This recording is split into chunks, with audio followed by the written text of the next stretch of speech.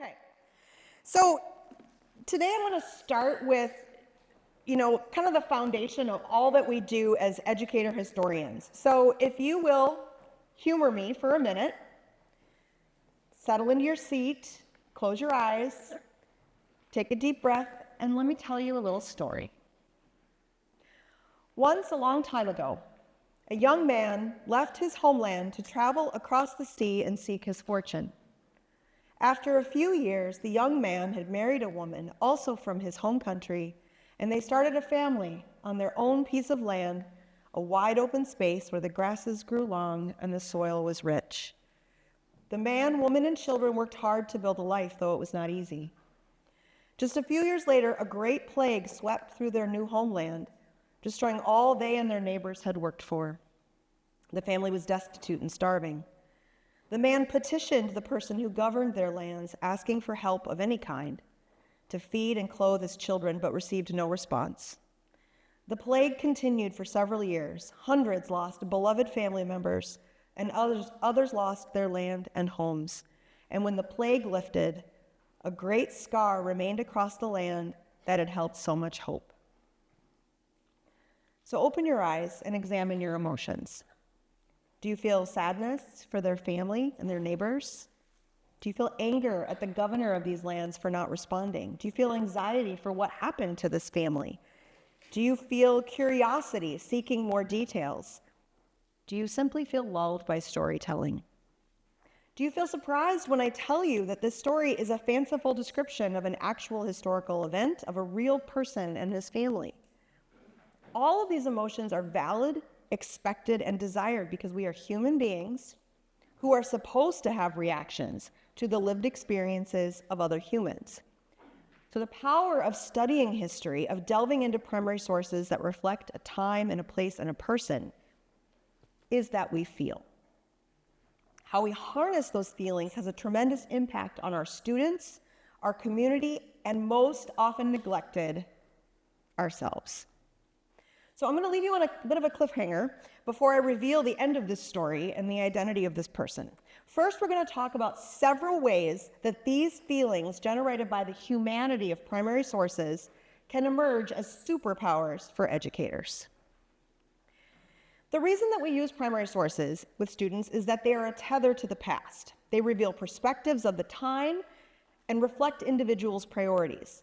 They make history real, illuminating for students the fact that events of the past can't simply be distilled into a paragraph or two in a textbook. But how are primary sources good for educators' brains and hearts too? How do we harness all the historical good that primary sources do for young learners to keep ourselves refreshed intellectually and fortified emotionally? With every compelling primary source, there's an opportunity to do so. Number one, beacons of light to bring joy to teaching. When was the last time you felt true, powerful, bubbling joy while teaching?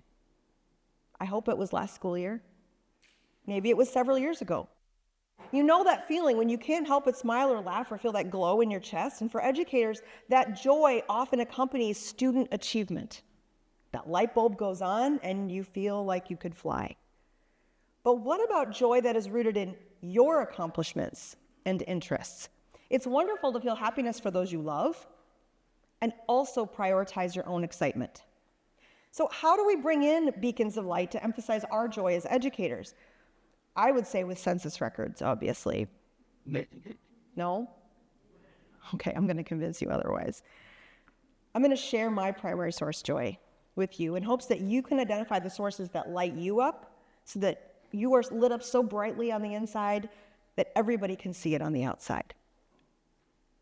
So census records are storytellers. Take a look at this one from New York in 1880 and consider what you see. A family, father, mother, child. The father farms while the mother keeps house. Upon closer inspection, all three are Black Americans. Right? And the child is an adopted daughter. You see that AD right there, okay?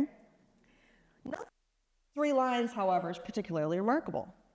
until I reveal to you that one of these three is one of the most famous Americans who ever lived. Any guesses? That woman is Harriet Tubman. And there's the joy, right? Surprise and delight in this recognition through a mundane source of a familiar individual. Here's maybe the toughest woman of the 19th century, responsible for saving the lives of about 70 enslaved people, risking her life and safety with every trip back to Maryland. And she is listed as simply keeping house under a name that we don't recognize, Harriet Davis. It's a joy of discovery. Here's another beacon of light, another census record of another Harriet from the same time period. When this census was taken in 1860, Harriet Beecher Stowe's book, Uncle Tom's Cabin, had been in print for 8 years, selling 300,000 copies in its first year of publication, and she had published 3 other books since. Yet in this record, she is listed with no profession, occupation, or trade. There she is, right there, okay? All right, here she is in the 1870 census, and now we're getting somewhere. Stowe is listed as an authoress. By the time we get to 1880, however, it appears that the census taker was either starstruck or determined for future generations to remember Stowe's name, as it is written above her occupation as authoress, the words, Uncle Tom's Cabin. Right? The joy of discovery. So let your students see your excitement for the past. Joy is contagious when it's clear that it's real. If a primary source makes you giddy and also teaches your students something, that's gratifying, right? Use it. Use it. If it's not selfish or distracting to welcome our own beacons of light into teaching, because we are full humans too. Number 2, fortresses of strength to affirm professionalism and intellect. So when was the last time that someone told you that you were excellent at your job? Again, I hope it was last school year. And if not, I'm going to tell you right now, you are excellent at your job. And how do I know that? Because you're here in the summer, in July, in Virginia, when you could be home with a book or next to a body of water. You're enriching your knowledge and your teaching skills because you want to do better. The general public has a fundamental misunderstanding of the work of teachers, evident in the criticisms you've all heard about your professionalism, which I will not give space to here. Within the world of education, we understand that teachers, all levels, K-16, are professionals. We also understand that you are intellectual beings whose brains need to be nurtured and invigorated so that you don't atrophy while the world continues to rapidly change around you. So we choose primary sources based on our students' needs and abilities. But what if every so often we threw caution to the wind, unleashing complicated and unfamiliar and revolutionary primary sources into our spheres, stimulating our minds with bits of history that have just been waiting for us to find them? This deep breath, this kind of wild glee, is an intoxicating reminder of our own brilliance. Okay, so here's what I want you to do. I want you to find a shoulder partner. We're going to be in pairs. Okay, so find a buddy. 1 and 2. Okay? Find a shoulder buddy. Decide who's going to be person 1 and who's going to be person 2. Okay?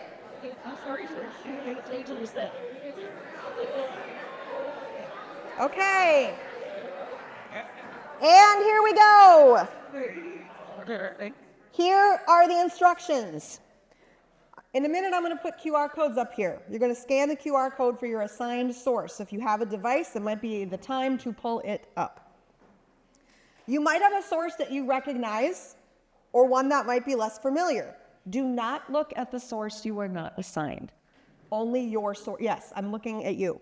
It'll help. Once you're done reading, share about your source with your partner. Okay? So talk together about what you read and what they read and kind of compare, and then we'll come back together. And please note, some of the historical language is not the language we would use today and may be offensive. Okay? I just wanted to give you that update. Okay? So please start by reading your source, and then when you're ready, chit-chat with your shoulder partner. All right, here we go. All right, teachers. All right, I know that wasn't enough time. All right, hello, teachers. I know that wasn't enough time. I could have let you talk for a long time about that one. Okay, so what did we observe, right? Think about your initial observations of your source and how they shifted once you talked with your partner, right? Think about what your discussions revealed. So source 2 might be familiar. So right here, oh, my clicker is done. So Sojourner Truth, an enslaved woman, gave a speech in 1851 to share her experience with other abolitionists. And this source, called the Ain't I a Woman speech, has become famous in the lexicon of anti-slavery writings. But what about source 1? When you start to look at them side by side, you can sense some similar themes and phrases. Quote, if a woman have a pint and a man a quart, why can't she have her little pint full? Quote, if my cup won't hold but a pint and yourn holds a quart, wouldn't ye be mean not to me have my little half measure full? Okay, ready? What if I were to tell you that this, source 1, is the actual text of Sojourner Truth's 1851 speech, and source 2 is a modified version from 1863.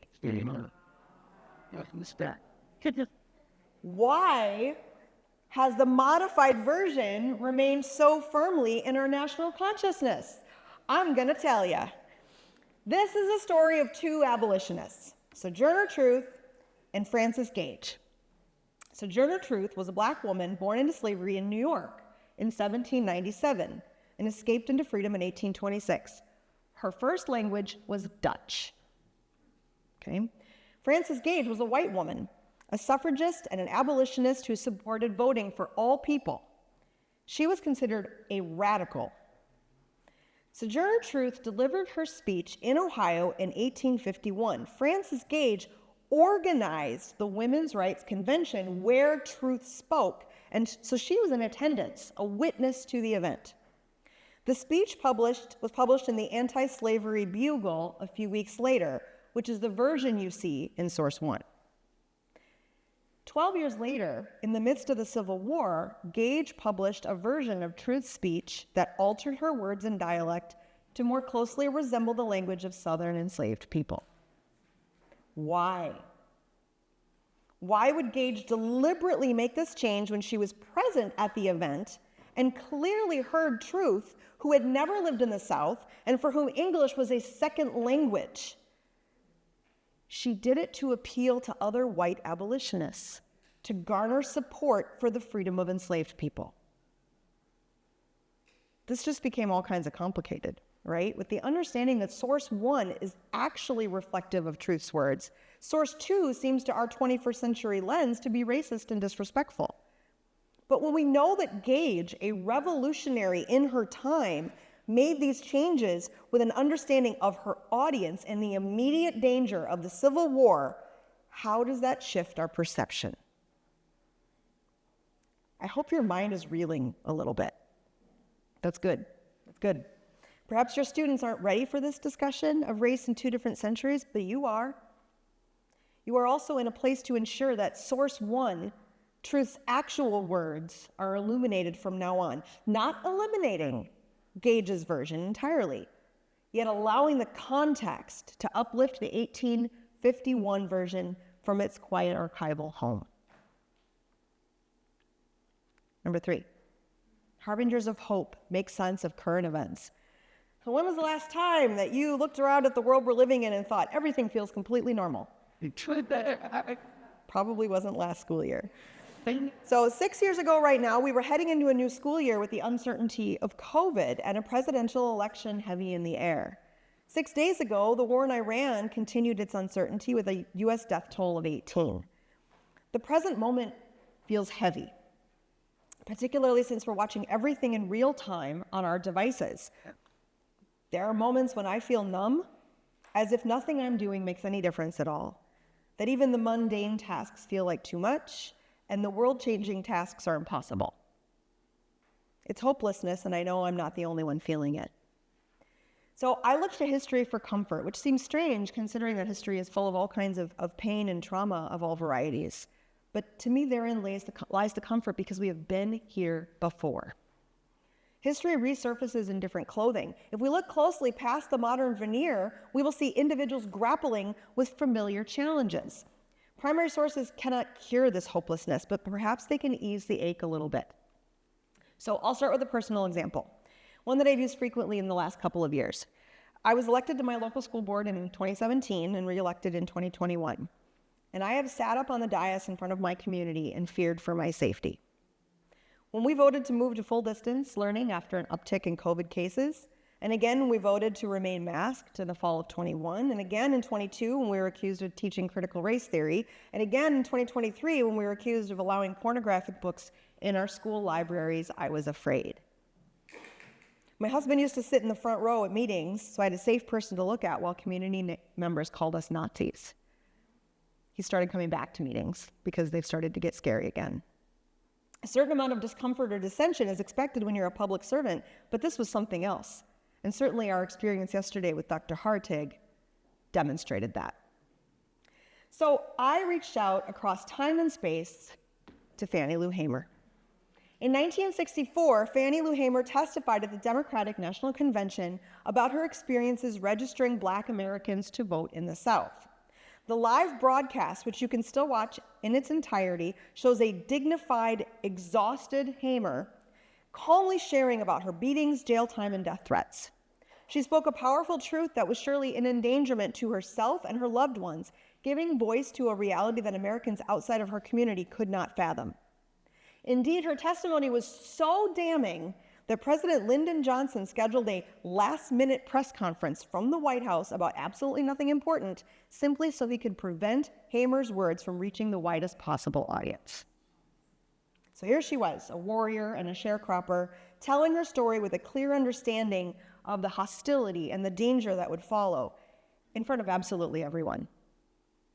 Fannie Lou Hamer showed unbelievable courage.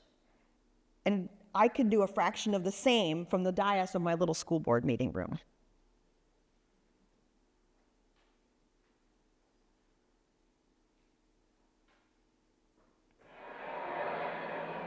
The testimony before the Credentials Committee, the WtT had a line of very good people. They'd have Regis Swartz, the widow of Vicky, who had been killed in Neshoba County. They'd have Martin Luther King, everybody knew King.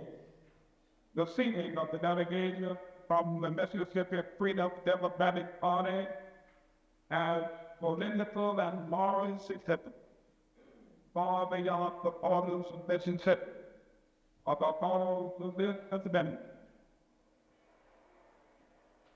But the highlight of the testimony was that of Fannie Lou Hamer, the sharecropper who had been evicted from her plantation, had come to symbolize the Mississippi movement.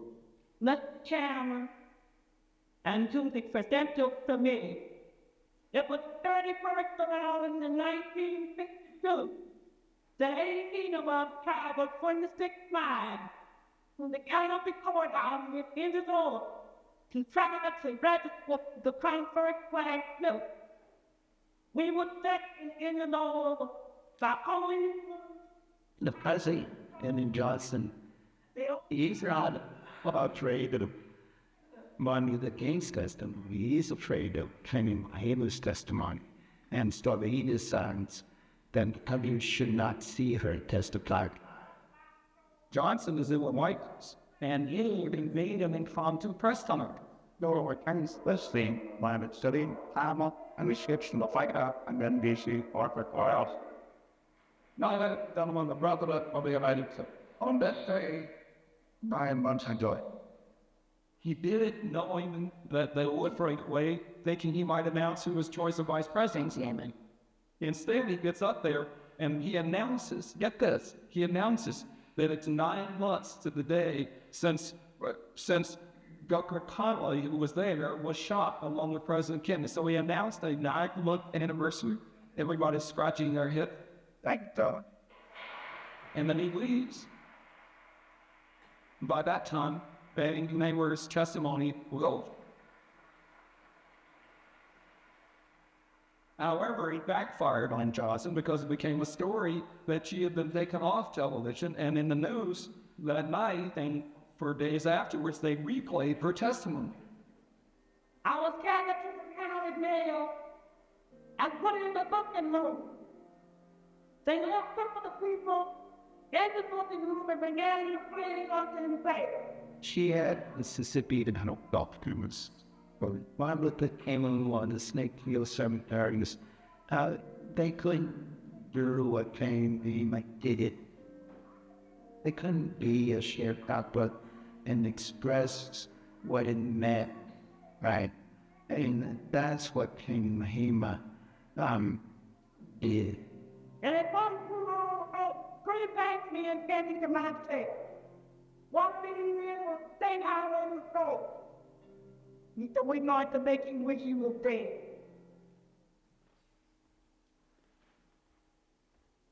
What I didn't know about Fannie Lou Hamer until recently is that she didn't become an activist to start registering people to vote until she was in her 40s.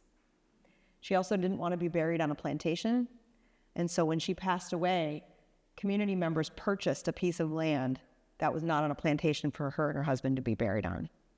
It's an incredible story. So throughout the COVID-19 pandemic, when many of the teachers I served were teaching from home, I used the past to try to bring hope and comfort to teachers. And this image was one of my favorites. We would observe and make inferences, talking about what we see and what might be happening. When I shared the caption, teachers connected the dots between the Spanish flu pandemic and our current moment and the fact that these two boys were, in fact, distance learning. I also shared this one, which showed a different reason for learning from home. The murder of George Floyd in 2020, about 15 miles from where I live, and subsequent racial reckoning included dozens of protests all over the country, ignited modern discussions about race. For young people, especially white students, these may have been startling conversations. Images of students learning from home in Little Rock, Arkansas, during attempts to integrate schools in 1958 can offer some solidarity in a moment of uncertainty. It can be a struggle to interpret current events, especially when they're close to home or controversial. You know your students best and your teaching situations. So you are best equipped to make these decisions, but our kids are aware of the world around them. School might be the only place that they can have these conversations about difficult questions. So they might know about book bans, right? Maybe it's a little helpful to share that during World War I, limiting access to books in the United States took a different form of book burning, German texts. And hopefully we can look back to try to comprehend the context of that time and ours and take heart in a common distaste for setting books on fire.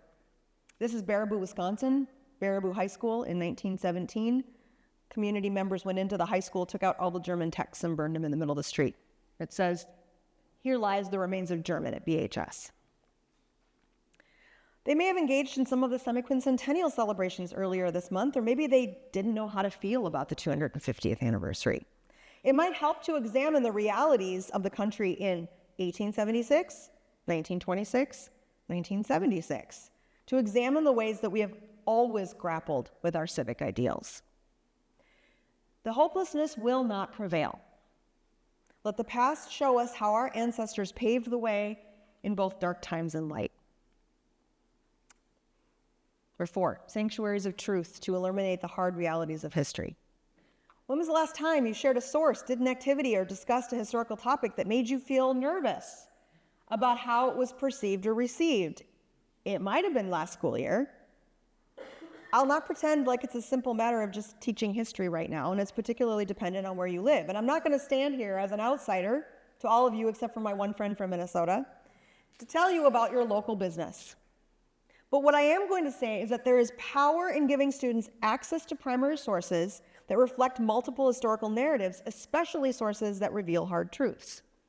And if you lean on sources, remember the 3 S's, sources, standards alignment, and student questions, you can find sanctuary in teaching accurate, complex, inclusive histories within the boundaries set forth by your decision makers. So the truth of history is messy. Like I said yesterday, history is about humans, and humans are a hot mess. The truth of history is also bound up in the realities of the historian's time, and we are seeing that live and in person, friends. The first time that I participated in National History Day, how many of you are National History Day folks in the room? Excellent. Was 1993. As a student, I had to physically go to libraries to get resources of any kind. I had to go to the basements of archives to find firsthand accounts, and I only had access to a fraction of in the upcoming school year, which for a lot of you is like tomorrow. You have to juggle 4 or 5 or 6 preps a day, support dozens of students with IEPs, and perhaps lead a homecoming committee or after-school activity. I know that you don't have time to save the world any more than you already are. So let the primary sources do some of the work. Let them speak for their historical players and deliver joy, strength, hope, and truth. Okay, now back to the story at the beginning. Who was that man who traveled across the ocean and suffered a plague? The answer is, he was no one special. He did not become a famous American. He wasn't an ancestor of mine. He wasn't anyone remarkable. His story, like so many others, is quickly lost to history despite its inherent relatability because of the crush of more important people and events. His example serves to remind us that all stories are worthy of remembering and all sources can be the gateway to discovery. His name was Gustav Egge. I first encountered him as G.A. Egge in an 1877 letter randomly pulled from a box at the Minnesota Historical Society, documenting the grasshopper plagues of the 1870s. If you've never read about the grasshopper plagues, you need to. His letter detailed the devastation to his family, a plea to the Minnesota governor to send help. And I was desperate to learn the fate of his family. So I followed Gustav through plat maps. So there he is, right there. G.A. Egge. Census records, of course. There's his family. And ship manifests to discover his story. Suddenly I had this connection to this person who I had no reason to be connected to, an immigrant who struggled and ultimately survived. He and his family did survive the grasshopper plagues, and in the 1920s, following the death of his wife, he traveled back to Norway for the first time since immigrating. And because of this voyage, I found his photograph. And somehow, this glimpse at Gustav Egge's face made this journey joyful for me. His survival, powerfully present in these sources, gives me strength and hope. And the truth of his struggle shows me that we are not alone. His ordinariness reminded me that there are so many stories we will never know, and all of them are important in this fabric of our shared past. So educators, you are superheroes, and not in the way that was meant during COVID. When so many people piped up to tell you, oh, you're superhuman, and then 5 minutes later, change their minds. I mean that you, like Captain America and Wonder Woman, have a sense of rightness. You love your students, and you want them to understand their world and build a better place than they were given. So let these extraordinary and ordinary stories of the past give you the strength that you need to unleash your superpowers on a world that just so desperately needs you. And when you encounter kryptonite, like you will, like we all do, you can lean on us because we are here to save the world alongside you. We see you, we love you, teachers. I hope that you will continue to be part of the NCHE community. Contact us, let us know how we can support you. We've got resources on our website. We have an annual conference that will be in Providence this year. And I would just love that if you continue to be part of our family. Thank you.